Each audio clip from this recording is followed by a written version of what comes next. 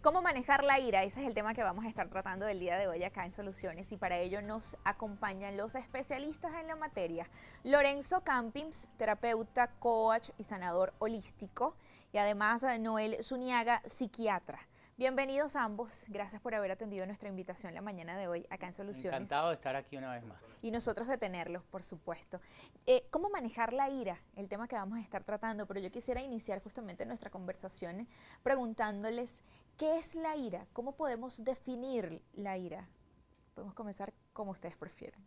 Bueno, a ver, para mí Doctor la ira Campins. es una emoción bastante primitiva que nos acompaña siempre, pero la ira, si tú la puedes ubicar en las sociedades tribales como parte del mecanismo de resolución de conflictos, ¿no?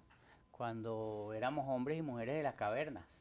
La ira se utilizaba para comunicar poder y para infundir temor en el adversario, ¿no?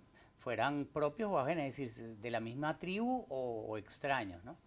Eso quedó allí, eso queda en la amígdala, en el cerebro primitivo.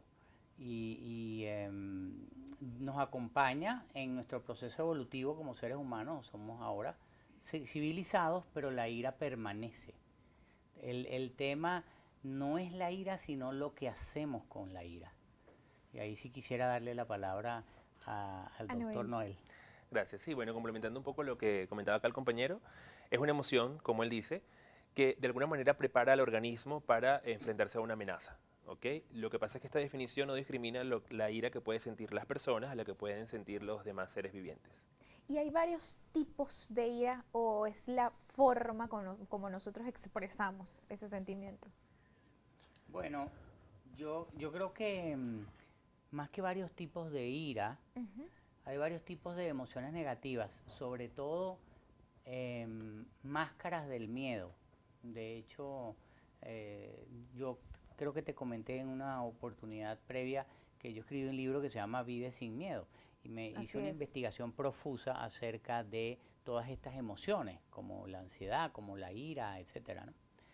Y es interesante como la ira, el que siente la ira, puede parecer ilusoriamente como que está a cargo de lo que está ocurriendo, porque está agrediendo, cuando es todo lo contrario, porque el que siente ira está dándole el control de sus emociones a la otra persona, a la circunstancia o a la situación.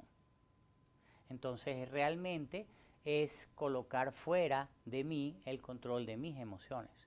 Y generalmente cuando yo estoy en un conflicto o tratando de resolver un conflicto y me dejo embargar por la ira, después viene lo que podría llamarse la resaca de la ira, que es que siento culpa y siento vergüenza porque perdí los estribos, ¿no? Me salí de mis cabales por causa de la ira. O sea que hay varias etapas cuando pues Sí. experimentamos la ira. Sí, de hecho hay varios cambios que van suscitando. O sea, hay cambios, por ejemplo, fisiológicos. Se aumenta la adrenalina, la noradrenalina. Esto trae a su vez como consecuencia de que aumenta la frecuencia cardíaca, aumenta la frecuencia respiratoria, aumenta la presión arterial. Hay cambios, por ejemplo, psicológicos. Se pierde, por ejemplo, la capacidad de empatía. Se pierde la capacidad de consideración, de poderse monitorizar. ¿Ok? Incluso se pierde la objetividad. Es importante. Y esto también trae como consecuencias cambios en el comportamiento. Hay conductas más intimidatorias, se cambia la expresión facial, el lenguaje corporal. ¿Sí? Todo esto de alguna manera manifiesta que una persona está siendo embargada por ira. ¿Y cuáles son esas emociones que experimenta una persona cuando siente ira? O sea, ¿qué es lo que siente el cuerpo? ¿Qué es lo que pasa en esa persona mentalmente y pues fisiológicamente? Bueno, yo creo que Noel lo explicó muy bien. Hay una pérdida de objetividad, que es el cuerpo se cae en un estado de defensa hacia una agresión, sea real, inminente o imaginaria. Entonces, claro, eso dispara una serie de indicadores hormonales, de neurotransmisores, etcétera. Entonces, no, la persona al perder la objetividad y como lo dijo también Noel, la capacidad empática, la persona pierde el control.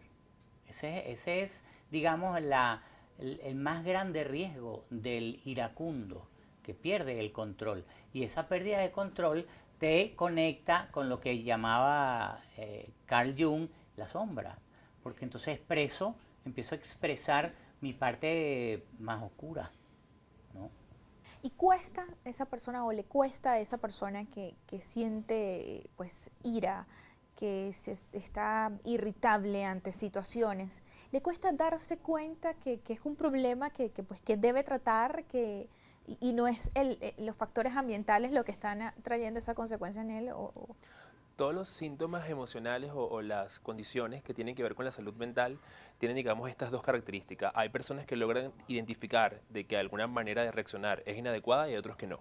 ¿Ok? Es lo que uno llama egosintónico o egodistónico. Cuando la persona logra ver de que es un problema, entonces la sintomatología que presenta es egodistónica. Ella logra identificar o él logra identificar que no está bien.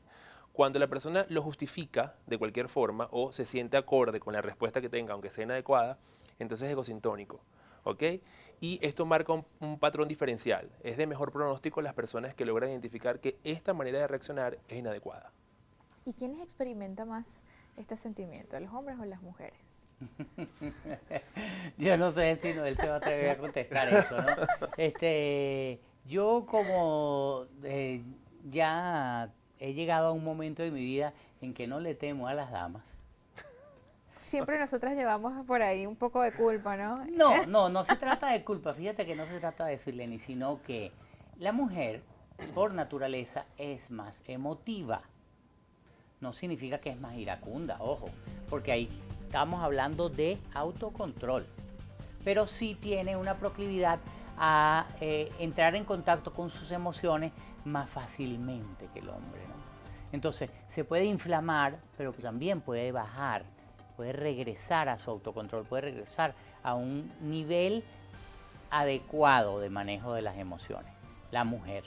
Cuando el hombre alcanza la ira es generalmente un proceso más gradual que ha sido detonado no en forma impulsiva, instantánea, sino más bien acumulativa, residual. Vamos a hacer la primera pausa en la entrevista.